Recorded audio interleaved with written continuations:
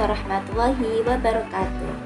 Halo everybody, perkenalkan saya Fenty Dina Syafitah dengan NIM 234011154. Saya bertempat di Fakultas Ekonomi Bisnis Islam dengan prodi Ekonomi Syariah kelas B semester 3.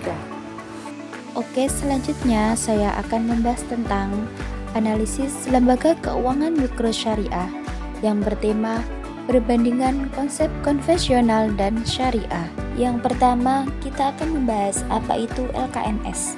Lembaga keuangan mikro syariah merupakan sebuah lembaga perekonomian mikro syariah yang bergerak menghimpun dan menyalurkan pembiayaan kepada masyarakat kecil, baik yang bersifat sosial seperti zakat, infak, dan sedekah, ataupun penyaluran dan pembiayaan modal usaha yang bersifat laba dengan sistem bagi hasil.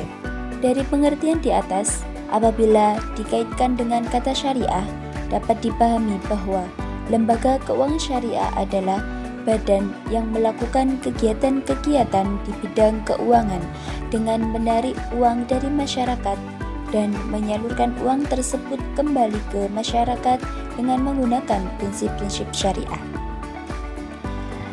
Kata mikro pada penyebutan lembaga keuangan mikro syariah memberi pengertian lebih, menunjukkan kepada tataran ruang lingkup atau cakupan yang lebih kecil.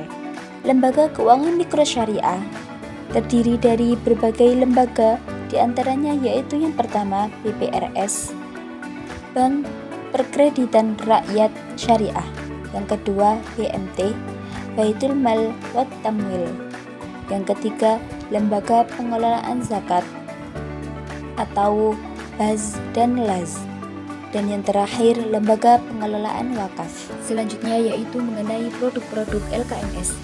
Secara fungsional, operasional, lembaga keuangan mikro syariah adalah hampir sama seperti KJKS, BPRS, dan BMT.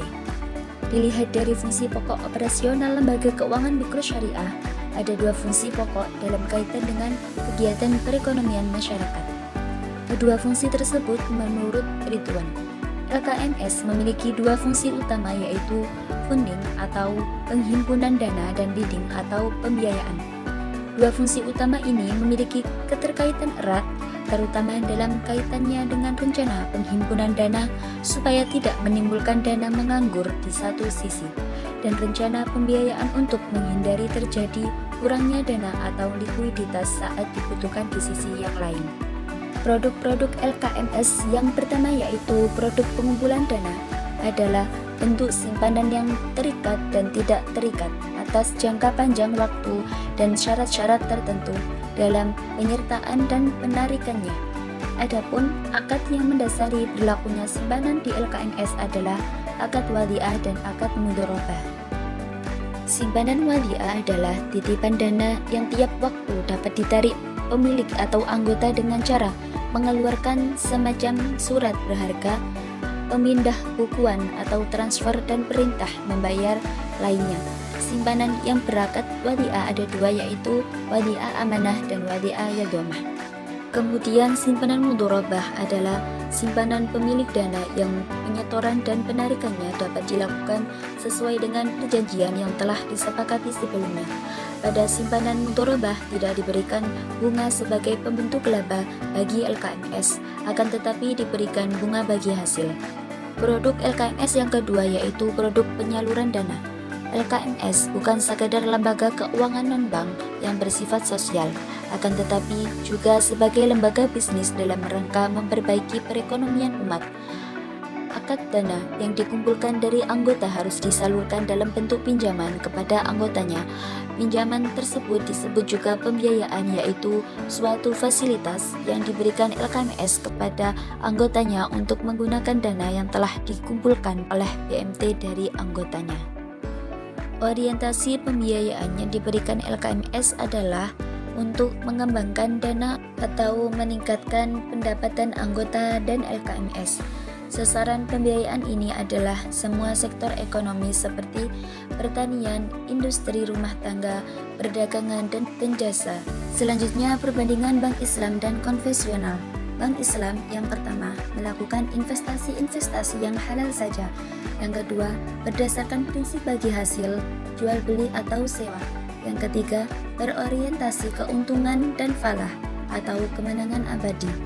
Yang keempat, hubungan dengan nasabah dalam bentuk kementerian. Dan yang terakhir, penghimpunan dan penyaluran dana harus sesuai dengan fatwa Dewan Pengawas Syariah melakukan investasi.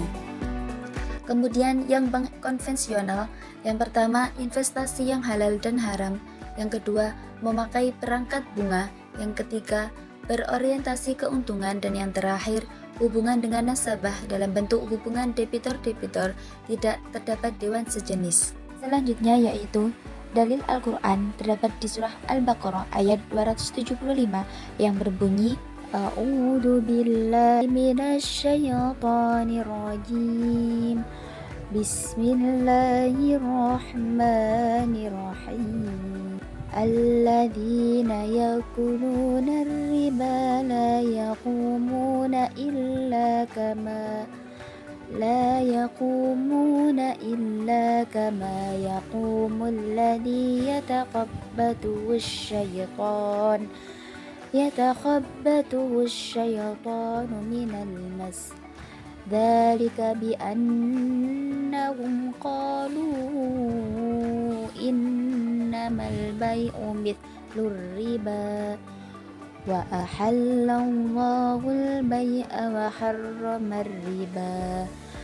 Faman ja'ahu mau'idatun min rabbih fantaha falahu ma salaf wa amruhu ila Allah wa man 'ada fa ulaika ashabun nar hum fiha khalidun.